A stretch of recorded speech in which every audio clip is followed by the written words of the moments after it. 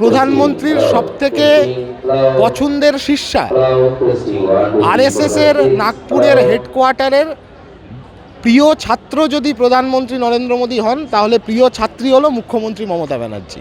স্বদেশ গড়তে এক আওয়াজ, চাই সবার শিক্ষা সবার কাজ। গোটা দেশ জুড়ে 15টা ছাত্র সংগঠন, বামপন্থী, প্রগতিশীল, গণতান্ত্রিক, ধর্মনিরপেক্ষ, বিজেপি, তৃণমূল বিরোধী, এই সমস্ত ছাত্র সংগঠন তারা ঐক্যবদ্ধ হয়েছে।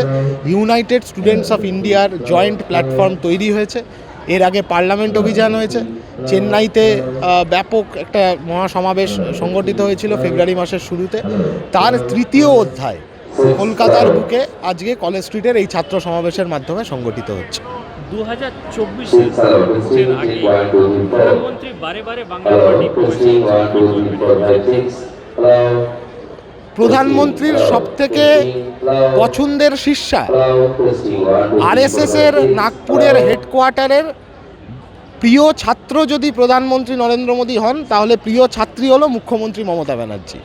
তার সাথে যোগাযোগ, তার সাথে দেখা সাক্ষাৎ করতেই আসছেন, এ তো প্রমাণ হয়ে গেল। রাজভবনে তো সেটিং হয়েছে কয়েকদিন আগে। রাজভবনের টি টেবিলে লোকসভা নির্বাচনকে কেন্দ্র করে কিভাবে ভারতবর্ষকে আরও তছনছের দিকে, সর্বনাশের দিকে নিয়ে যাওয়া যায়, বাংলার মাটিকে কিভাবে নাগপুরের আরএসএসের হেডকোয়ার্টারের কাছে পাচার করা যায়, তার সেটিং তো হয়েছে। সেই সেটিংটাকে এস্টাবলিশ করতে, কনফার্ম করতে প্রধানমন্ত্রী বারবার আসছেন বলে মনে হয়।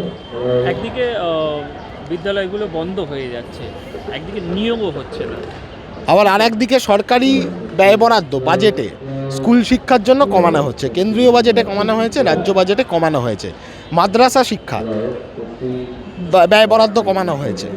কলেজ এডুকেশন মানে উচ্চশিক্ষা, হায়ার এডুকেশন ব্যয় বরাদ্দ কমানো হয়েছে।